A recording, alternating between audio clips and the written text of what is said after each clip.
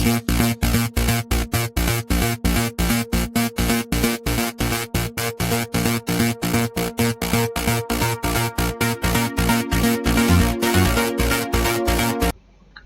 again, I welcome in the course Introduction to Fluid Mechanics. So in the last class, I have discussed about the viscosity, and then I have discussed what is Newton's law of viscosity, and we have seen what is the dynamic viscosity and kinematic viscosity, and then I have solved problem based on the Newton's law of viscosity.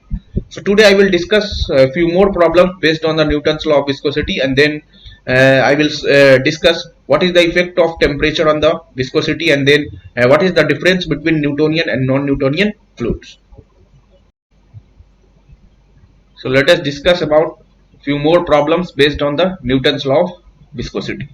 So the first problem of the today's session I have taken, that is, through a very narrow gap height edge, a thin plate of large extent is pulled at a velocity v. On one side of the plate oil of viscosity mu1 and on the other side oil of viscosity mu2. Calculate the position of the plate so that the shear force on two sides of the plate is equal. So similar kind of problem I have solved in the previous lecture, where we have to find what is the position where our total drag is minimum.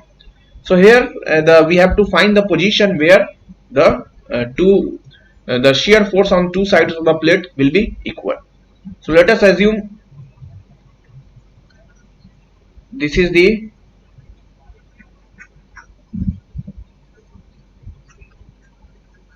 fixed portion and this is the plate,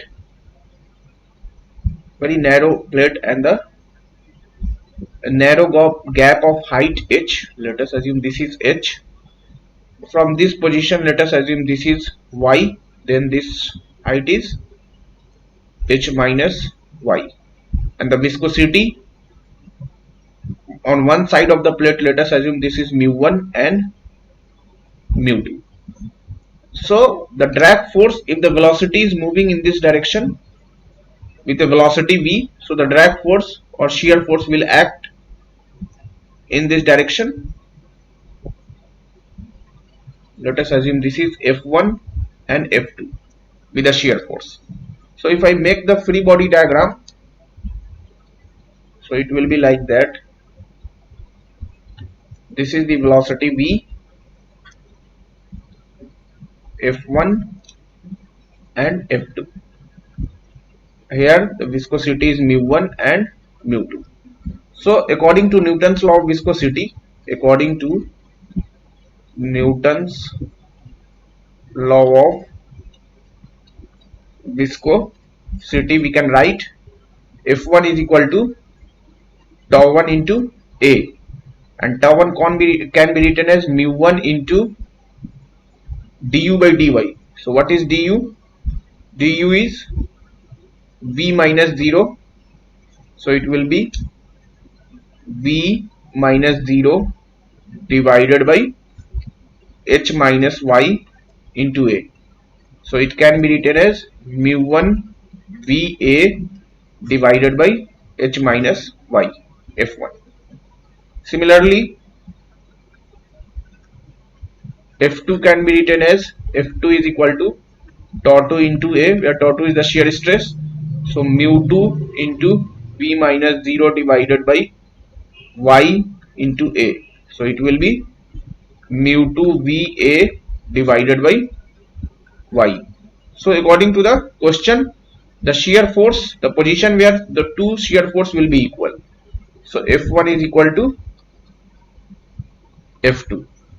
So F1 is mu1 VA, so it will be mu1 VA divided by h minus y is equal to mu2 VA divided by y. So VA cancel, so we can write mu1 divided by h minus y is equal to mu2 divided by y. If I simplify, so it will be mu1 y is equal to mu2 h minus mu2 y. So we can write mu1 plus mu2 into y is equal to mu2 into h. So y is equal to mu2 by mu1 plus mu2 into h. So this is the position where our shear force or drag force will be equal. So this is the position where drag force or shear force will be equal, and the position from one side is mu2 divided by mu1 plus mu2 into h. So let us take the another problem. A vertical gap 23.5 mm wide of infinite extent contains oil of specific gravity 0.9 and viscosity 2.5 Newton second per meter square. A metal plate 1.5 meter by 1.5 meter by 1.5 mm weighing 50 Newton is to be lifted through the gap at a constant speed of 0.1 meter per second. Estimate the force required to lift the plate. So here specific gravity is given 0.9, dynamic viscosity is given 2.5 Newton second per meter square, dimension of the metal plate is given, and weight of the plate is 50 Newton and velocity is 0.1 meter per second. So if I make this is fixed, this is also fixed, and a plate, this is the plate of thickness 1.5 mm, this is the plate is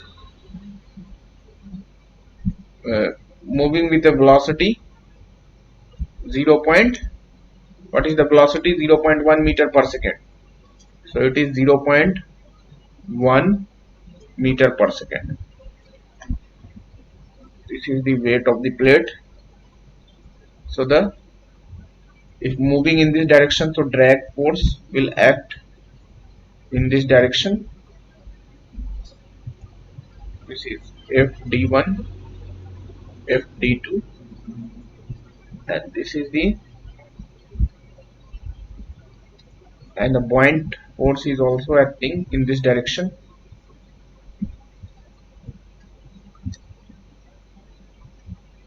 And the thickness, if I talk about, so this thickness is how much? Total width is 23.5. So 23.5 minus 1.5, so it is 22. So 22 divided by 2, so it is 11 mm, 11 mm. So this thickness is 11 mm. This is also 11 mm, because this is the thickness of the plate is 1.5 mm. So if I apply summation of Fy is equal to 0, so we can write W plus Fd1 plus Fd2 minus buoyant force minus F is 0. This is the lift force or external force to lift the plate with a constant speed of 0.1 meter per second. So F ext can be written as W plus Fd1 plus Fd2 minus buoyant force. Here the drag force will be equal because thickness is same and the viscosity is same. So we can write Fd1 is equal to Fd2 is equal to dynamic viscosity is how much? 2.5. So 2.5 into 0.1 divided by thickness is 11 mm. So 11 into 10 to the power minus 3 into area is 1.5 divided into 1.5. So it can be computed as 2.5 into 0.1 into 1.5 square divided by 11 into 10 to the power minus 3. So it is coming 51.14. 51.14 Newton.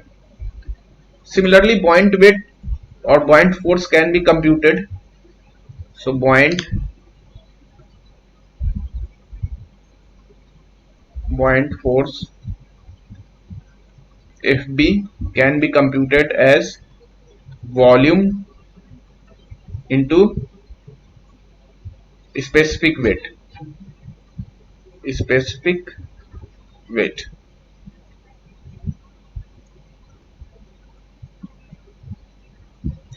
So volume is 1.5 into 1.5.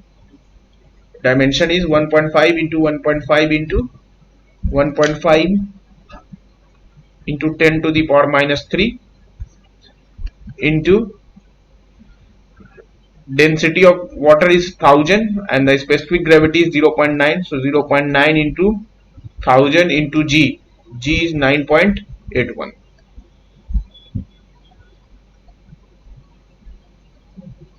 So it will be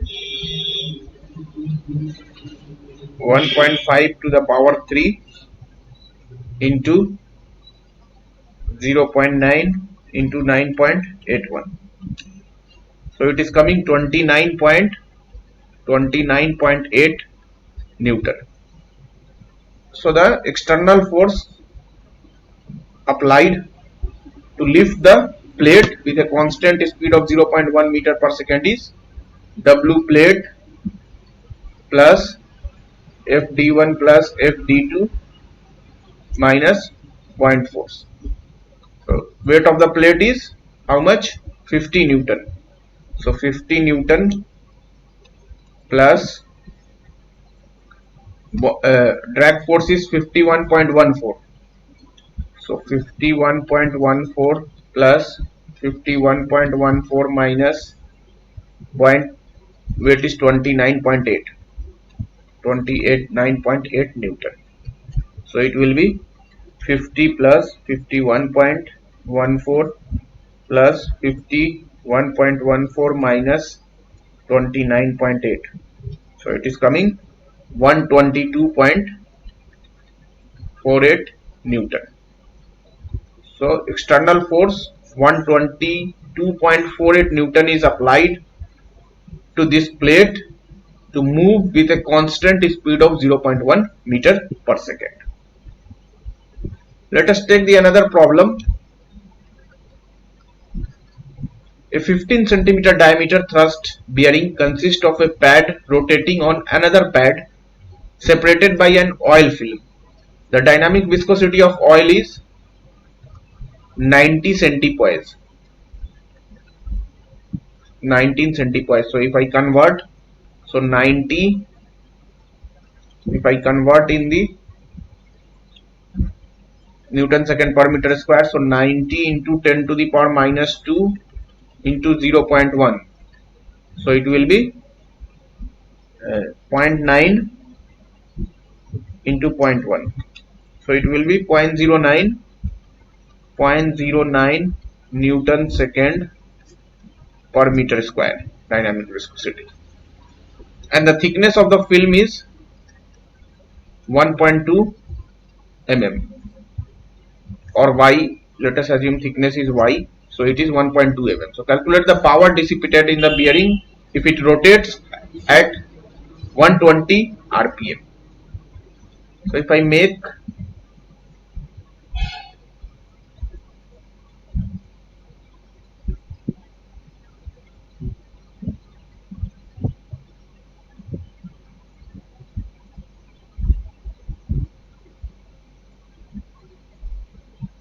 if this distance is r, this distance is dr.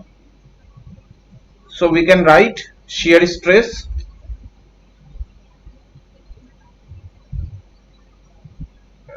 d Fd is equal to d tau into dA.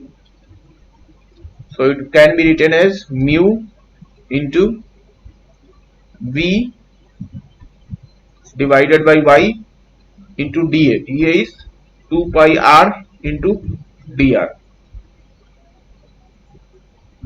So we can write mu into V is r omega divided by y into 2 pi r into dr. So it will be 2 pi mu r square omega dr divided by y. So the torque can be written as dt is equal to dfd into r. So it will be 2 pi mu omega rq dr divided by y. Similarly, the power can be written as, so power dp is equal to dt into omega. So it will be dt is how much? 2 pi mu 2 pi mu 2 pi mu omega rq dr divided by y into omega. So it will be 2 pi mu omega square rq dr divided by y is the dp. So total power P can be written as 0 to r dp. So it will be 2 pi mu omega square rq dr divided by y. So it will be 2 pi mu omega square divided by y r4 by 4. So it will be r4 divided by 4. So this is the total power required.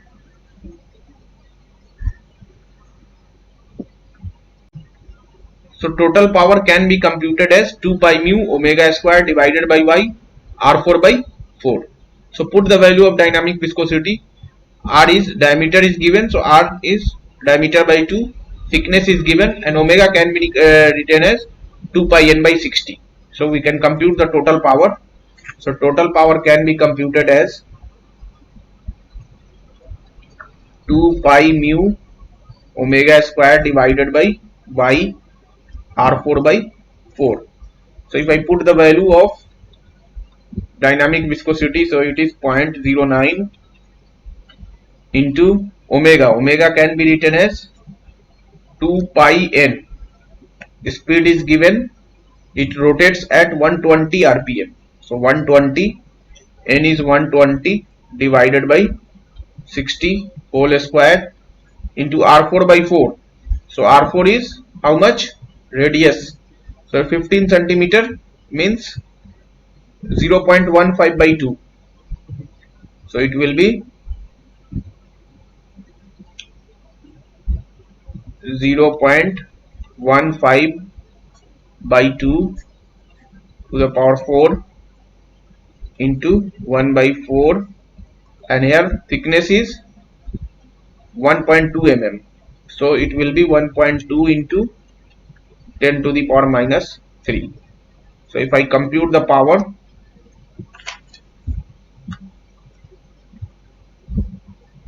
so it will be 2 pi into 0.09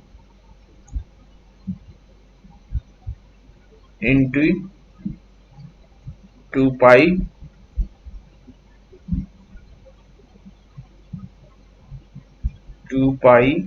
into 120 square into 0.15 to the power 4 divided by 1.2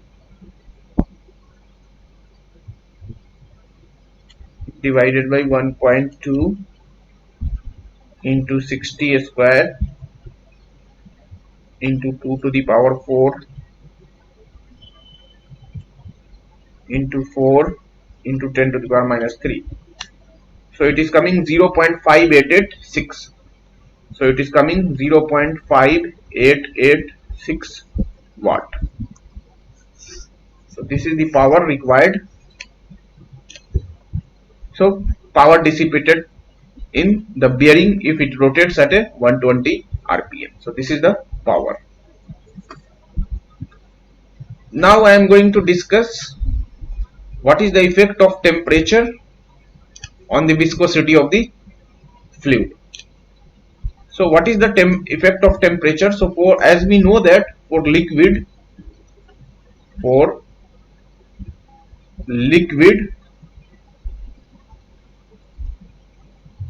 viscosity, cohesion is responsible, and we know that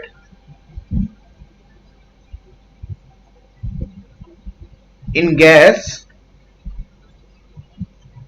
cohesion is negligible. So we can say that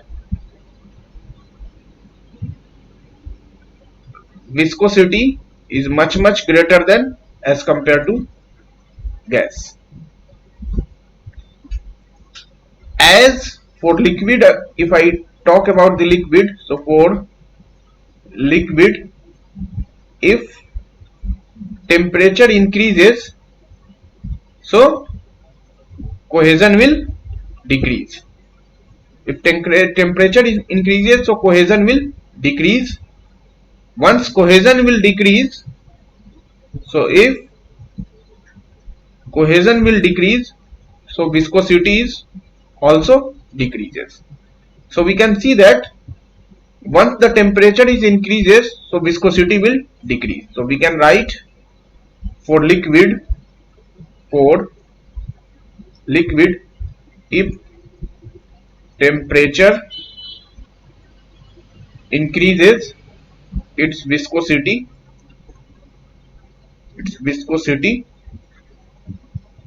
decreases.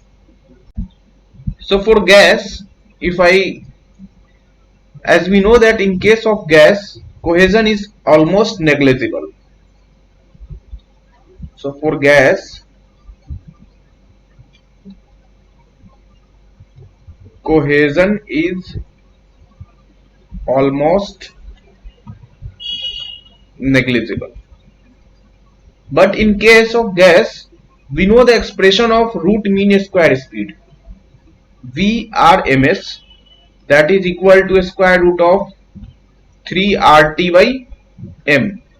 So we can say VRMS directly proportional to the temperature. So higher the temperature, higher will be the root mean square speed. So if temperature will be more, VRMS that also increase. So once the VRMS or root mean square speed is high, so randomness will also high, and this randomness will once again resist the flow, so viscosity will increase. So randomness will introduce some additional resistance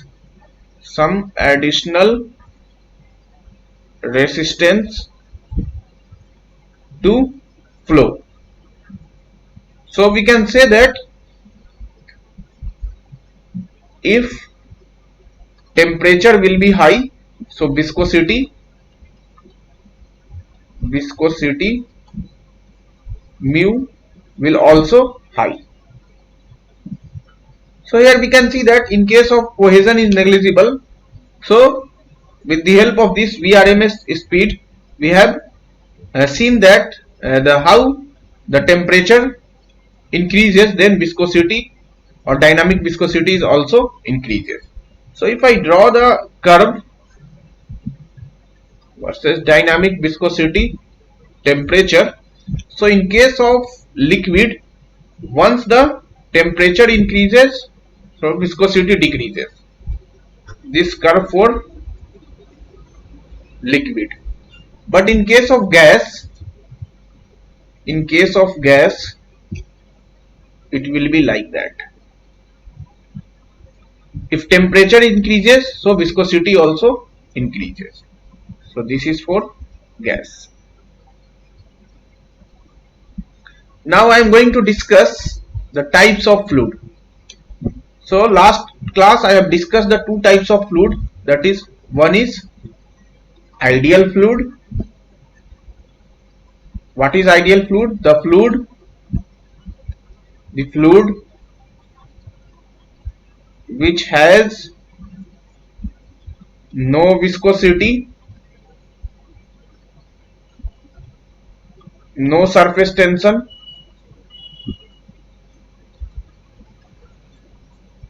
is called ideal fluid. Ideal fluid. And the second one I have discussed, that is real fluid. So the fluid which is not ideal, means the fluid which have viscosity and surface tension is called real fluid. So the fluid which is not ideal is called real fluid. So fluid can also be categorized as Newtonian and non-Newtonian fluid.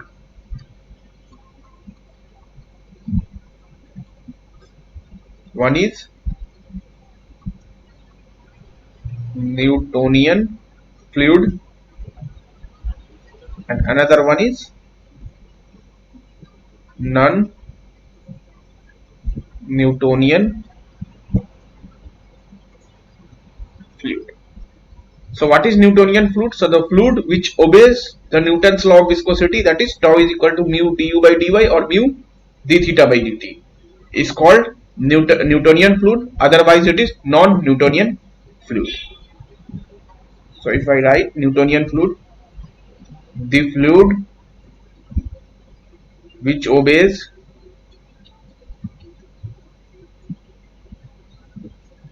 Newton's law of viscosity, that is tau is equal to mu du by dy or tau is equal to mu d theta by dt, is called Newtonian fluid. What are the various example of non-Newtonian fluid? So it is water, air, oil, kerosene is the example of non-Newtonian fluid. The fluid which is not obey Newton's law of viscosity. Newton's law of viscosity is called non-Newtonian fluid.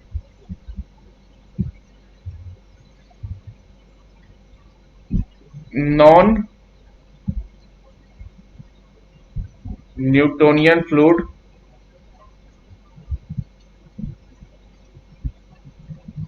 obey tau is equal to a du by dy to the power n plus b. So here the a is constant called apparent viscosity. So a is constant called apparent viscosity. B is the initial yield stress,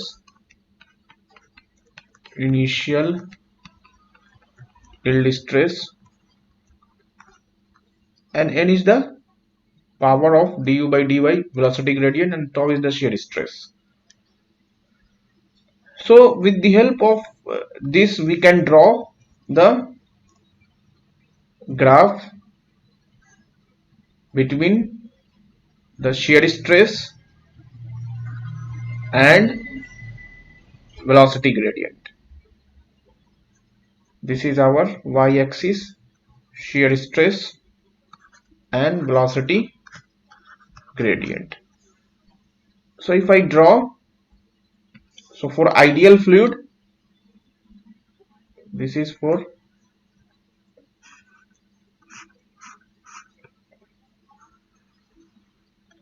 ideal fluid.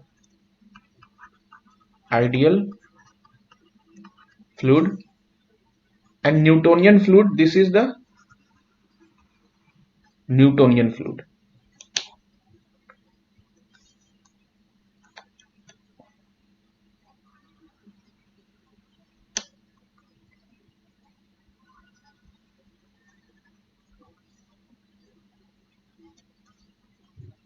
This is dilatant, this is Newtonian fluid,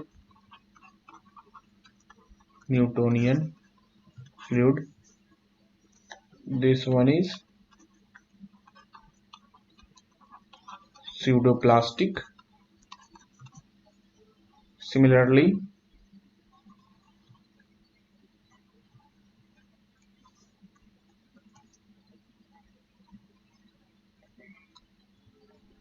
so this is Bingham plastic,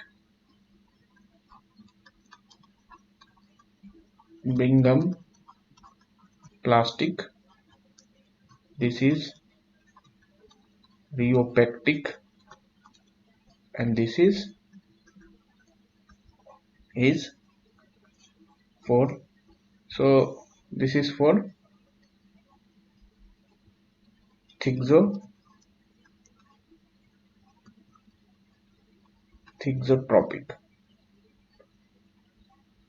This is thixotropic. So for dilatants, we can see that if I see the equation, so tau is equal to A du by dy to the power n plus b. So the initial yield stress in this curve is 0. So we can write b is equal to 0 and n is greater than 1. In case of Newtonian fluid, b is equal to 0, n is equal to 1. In case of pseudoplastic, so b is equal to 0 or n is less than 1. Similarly, in case of Bingham plastic, so b is not equal to 0 but n is equal to 1. In case of rheopectic, b is not equal to 0 but n is greater than 1. And in case of thixotropic, here b is not equal to 0 but n is less than 1. So this is the property of different non-Newtonian fluids and ideal fluids we have seen. So let us discuss one by one. What is dilatants, what is pseudoplastic, what is rheopectic Bingham plastic, and what is thixotropic. So if I discuss one by one, so let us discuss firstly dilatant. What is dilatant? So if I see the properties of the dilatants, so the fluid in which apparent viscosity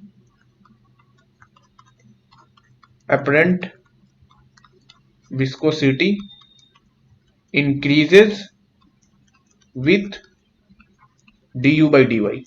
Apparent viscosity increases with du by dy is called dilatant.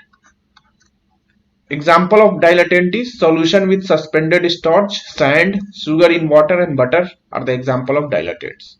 And in case of dilatants, here equation of the non-Newtonian fluid is I have written A du by dy to the power n plus b. So in case of dilatants, we can write n is greater than 1 and b is equal to initial yield stress is 0. Here we can see that the initial yield stress is coming for, this is b, for thixotropic Bingham plastic and rheopectic. So I told you that dilatant fluid is also called, this fluid is also called, this is also called shear thickening. It is also called shear thickening. Similarly, if I talk about the pseudoplastic, so the example of pseudoplastic is paint, polymer solution, blood, paper pulp, syrup and milk. So in case of pseudoplastic, we can write the fluid in which apparent viscosity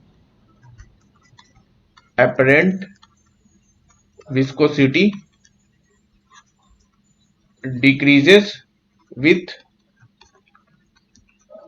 increase in velocity gradient. And pseudoplastic we can write B is equal to 0 but N is less than 1. It is also called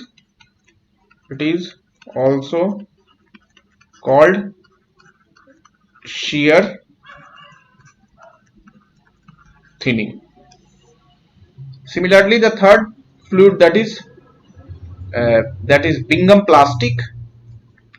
So Bingham plastic we can write, it is also called ideal plastic, and we can say that in case of the example of Bingham plastic is toothpaste, sewage sludge and drilling mud. So here B is not equal to 0 means initial yield stress will be there, and N is equal to 1 for in case of Bingham plastic, because if I see the equation, so tau is equal to A du by dy to the power n plus B. So here we can see that it is a straight line but some yield stress is there. So B is existing here. So that's why here B is not equal to 0 but N is unity.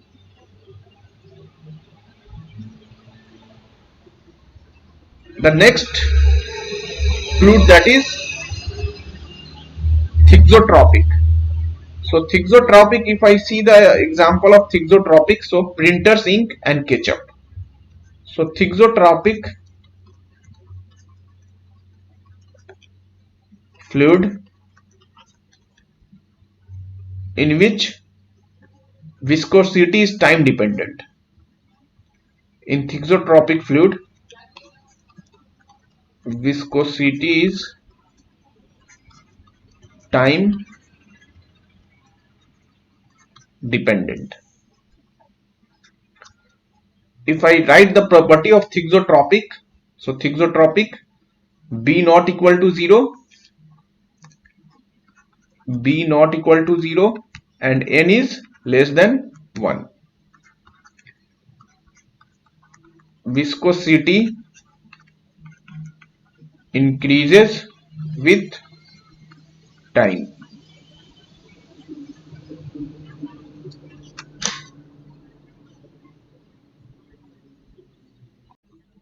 So in thixotropic, viscosity increases, or we can say the apparent viscosity. If I say the apparent viscosity increases with time, apparent viscosity increases with time. Similarly, in another fluid, non-Newtonian fluid, that is rheopectic, it is also a time dependent. Rheopectic, if I see, so in rheopectic, in this fluid,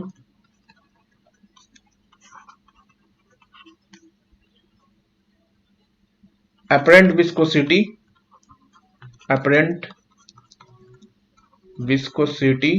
is time dependent.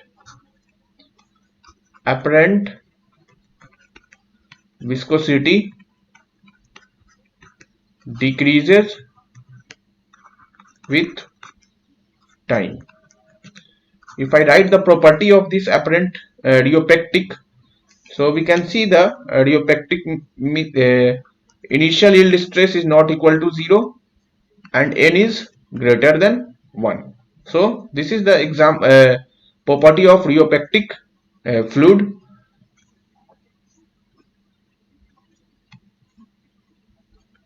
So I have discussed all the types of non-Newtonian fluids, that is dilatant, pseudoplastic, thixotropic, Bingham plastic and rheopectic.